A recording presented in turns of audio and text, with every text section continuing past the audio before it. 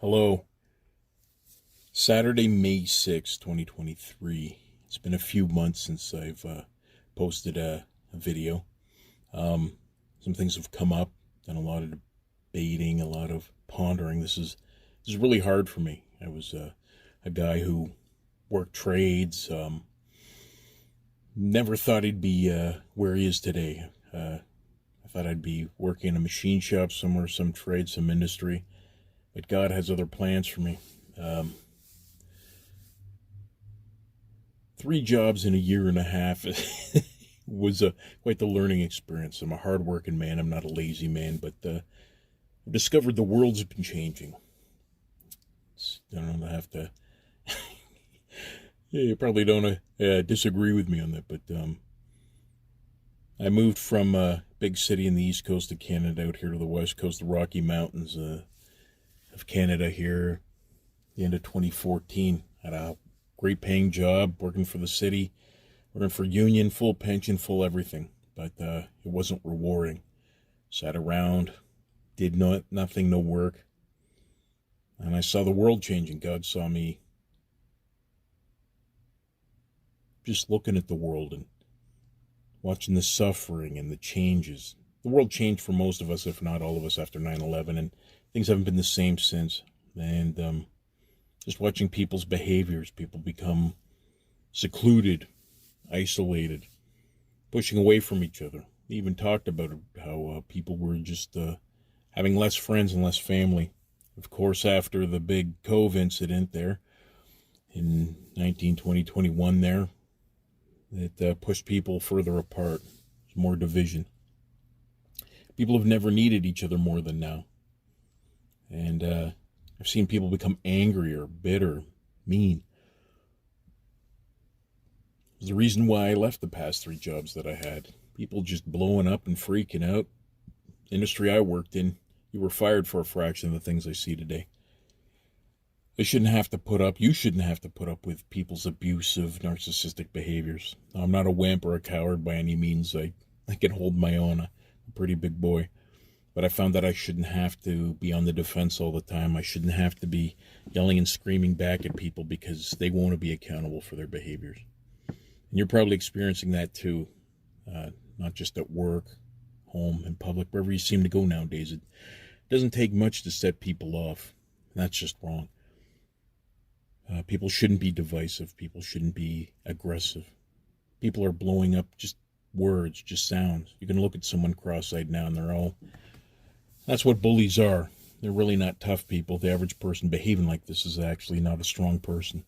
Really shouldn't be worried about them. You shouldn't be confrontational either or defensive. If you can walk away, walk away. But for the most part, you'd be surprised how if you just get in someone's face and stick up for yourself like you should, you'd be surprised how many people back down. Now, I'm not saying put yourself in harm's way, but if you walk away from a bully or let someone think that they're right, they'll walk around bullying other people. They'll be thinking they're right and they have a license to go around doing what they do, and that's just wrong. And I'm sure you're sitting at home or your car, your office, wherever you are, just looking at the world, looking at the friends you used to have, the boyfriends or ex-girlfriends, whatever you had in your life, and just wondering what could have been.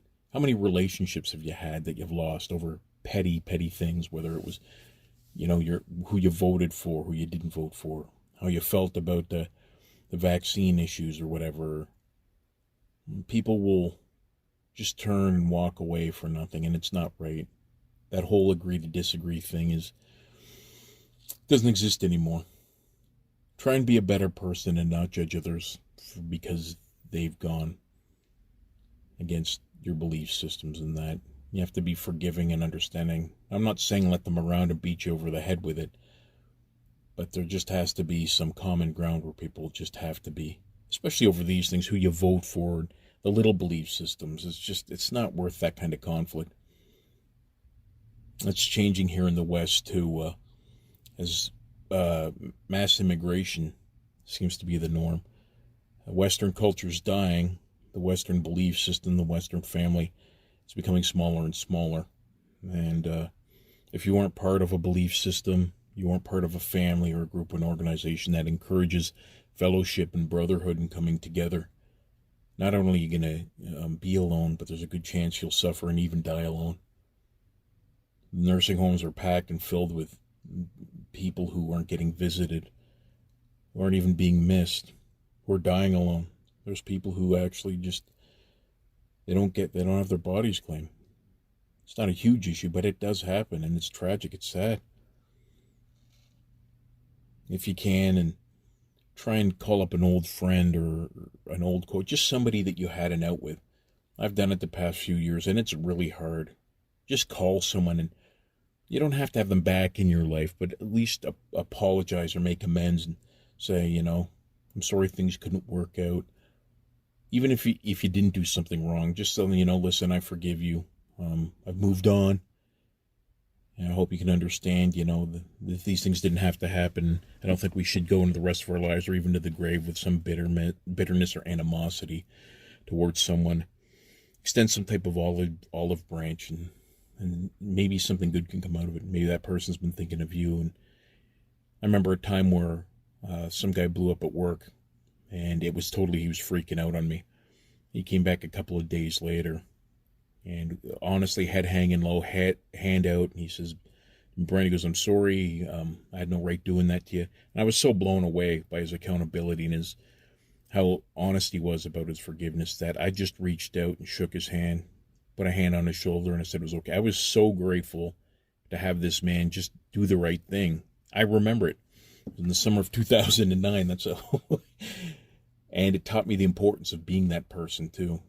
You want to have someone respect you, you're not going to get it by screaming and yelling in their face, accusing them of things. Turn to someone and be apologetic. It doesn't make you weak. It doesn't make you wimp. That's a good way of testing your audience too. If that person receives you, I can't tell you what it is. I can remember it. I can't remember the last time between then and now, 14 years since somebody's done that.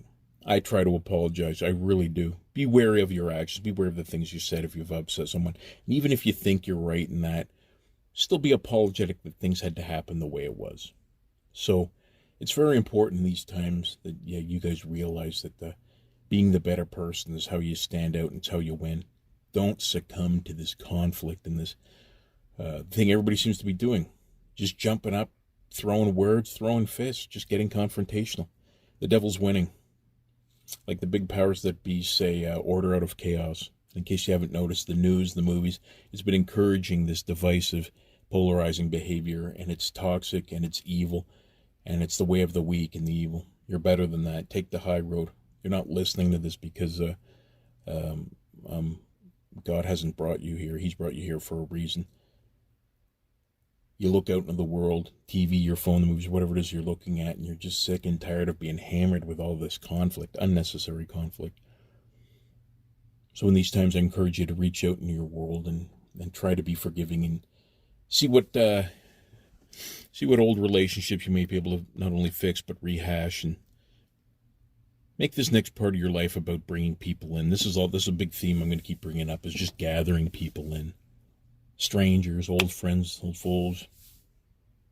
Because as time goes on, people are going to be pining for it, but the thing that'll be hard is they won't know how to go about it. So let me start planting the seeds of that, just little things. Walking away from the conflicts. The bigger thing too is God really sees those who make peace, those who bring people together. It is. You got to teach people how to be forgiving. You got to teach people how it's not worth the fight. And it happens in little increments. You become a master of it. It is an actual art form. Conflict resolution, it's actually a thing they teach, something you go to school for, but it is. Bringing peace between you and someone is fantastic, but between two others, being a middleman, that's a gift. Be good at that. Make that a skill set. Detuning a situation, I can't even begin to tell you how that branches off to bigger and better things. So yeah, there's that. I'm also noticing things too with people are getting angrier too, as the economy's tanking, all aspects of it. More job losses, more companies closing, inflation's just ruining people. Food banks can't keep up. Just people don't have the money. People are underemployed. They've been fudging numbers about employment and that. If somebody takes on a job, they'll make it sound like it's an individual, but an individual could have 2 or 3 jobs, and the numbers will make that appear that 3 people are working, and it's not. A lot of underemployment. They've been lying too about people not wanting to work, but the thing is, a lot of these jobs now aren't offering legitimate benefits. No overtime, not even regular time. Unreasonable pay, unreasonable working conditions. Like I said, three jobs in a year and a half. I'm a hardworking man, and it's hard to find the last job I worked. The guy wanted 6-7 days a week, 12-hour days, no breaks. The last day I worked, I was getting ready to leave, and he came up and says, "No, you're going to be here another couple hours." He had no intention of. It was a Friday. I had no intention to come in and tell me, "Hey, you got plans? You may want to call your family." He didn't ask me. He told me. He also told me 5 minutes before I was leaving, and I was like, he was mad at me. He was like, why are people so unreasonable? I'm a hardworking man. 12 hours on my feet, no lunch breaks, no regular breaks. By law, we're entitled to an hour break for a 12-hour shift, but it was one of those construction. It was one of those things where, you can have a break, but next thing you know, you're not getting called in. You're not getting the benefits. You're not driving a backhoe anymore. You're picking up garbage in a ditch. You know how they detune you that way. And how's that not only professional, but how's that moral? So that place had a high turnover rate, but I guarantee you the management of that place, we can't find people who want to work. Well, people who want to work can't find people who want to manage. This isn't a crisis of employees. It's not even a crisis of employers. What we're experiencing, people, is a crisis of human morals, scruples, and manners. It's amazing how people who run these places will badmouth employees like they're horrible people, but you got to understand there's always 2 sides to a story, right? How you can work a man 12, 15 hours a day and not let him sit. There's no outhouse, no bathrooms, but these are like chain gang conditions. It was just, I wish them well and I moved on, but just to know that there's people out there trying to make it sound like people are lazy and don't want to work. There's more to it than that, too. There's these automated job banking things I think are on the fix. A lot of these companies don't want to hire local people because they'll take advantage of foreign workers thing. They don't want to pay a guy and pay him under our standards. By allowing foreign workers in, they get treated badly. So yeah, that's a corrupt system too. I find it a little odd that a lot of employers are working through an automated resume service where your resume, not having the exact words, gets shredded. There's guys I've been into job banks where I'm, like I said, two college degrees and a trade license, and I'll go in, there'll be other guys like me. Now we just hammer the world with all these resumes and not even a callback. Something has to be up. Now I understand for most of us we're overqualified for a lot of jobs that we apply for, but we're desperate. And a lot of employers won't hire those people because they're overqualified, for the mere fact that if another job comes up, they know they'll leave. And the employer will go, why would I hire this guy if I know he's going to be looking for something else? So there's a lot of reasons why these employment numbers are looking the way they're looking, and that. So yeah, don't be so judgmental of those who aren't working. There's way more to it than that. So yeah, as far as the economy goes, it's other than the employment situation, there's people who are struggling to pay their bills. There's people who are living in their cars. Homelessness is being recorded as people actually living on the street when they're really not accurate with the numbers of people who are couch surfing, people who are living in their vehicles, people who have sometimes, having to be out in the streets. There's a lot of people who found a place to stay in the winter. Now in the summer, they're moving outside. There's people who've lived in abandoned buildings, people who've lived in people's garages. There's various levels of quality of living that aren't being taken account of. And it's off the charts. It's insane how many people aren't living in a good quality home with running water or that's permanent. There's people who don't own things because at any time they may have to get up and go. I've almost faced homelessness twice in the past few years. Lord will provide, and He still has, but there's people out there who don't have that, and it's heartbreaking. We need to understand that the systems, they say by 2030 that 50% of homes will be corporate owned. How that's illegal is beyond me. That should be completely illegal.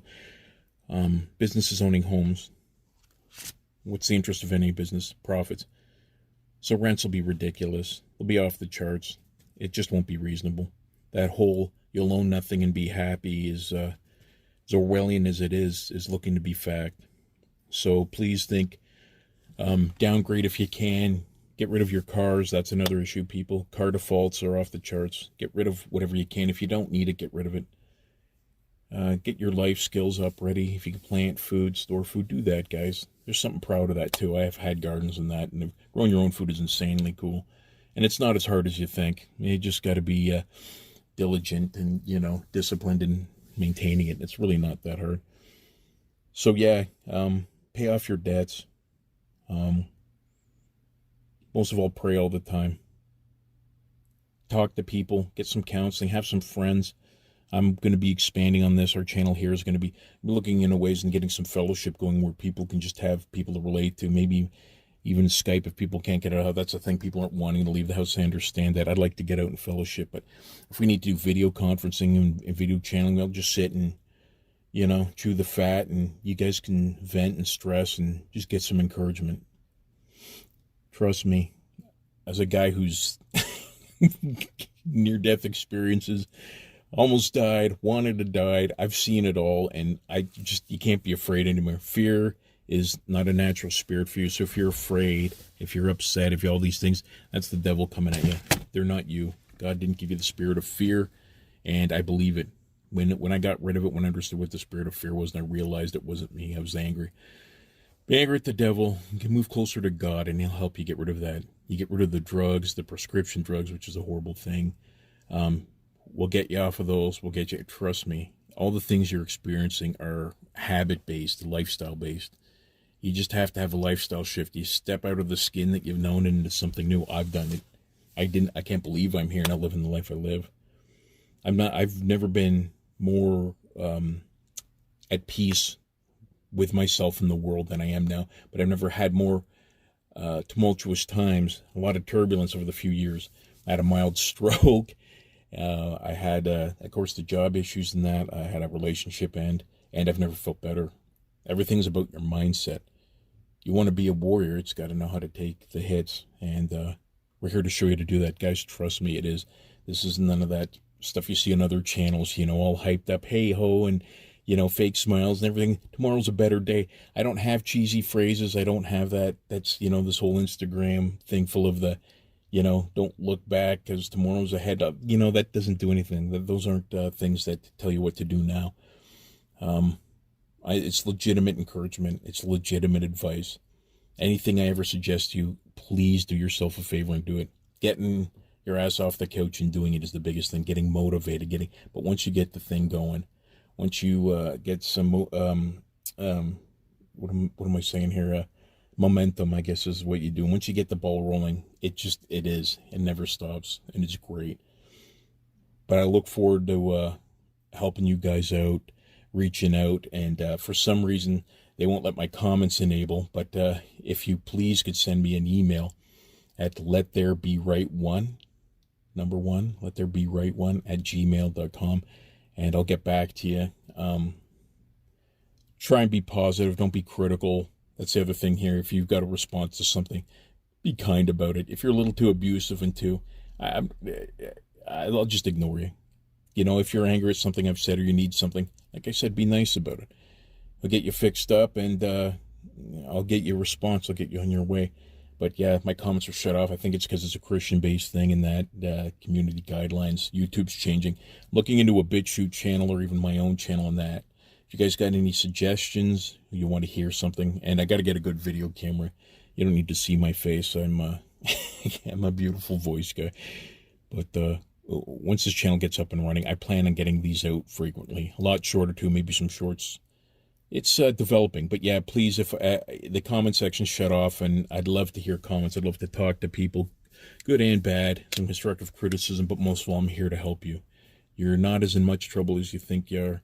God's on your side, and like I said, like and subscribe, tell your friends. I really would like to get this going. I'm not working now. If you can hit the GoFundMe page that's marked on the channel, anything you could do would help, guys. And like I said, reach out to me. I'm here to help. I love you, and things are going to get better. I promise. Chat soon.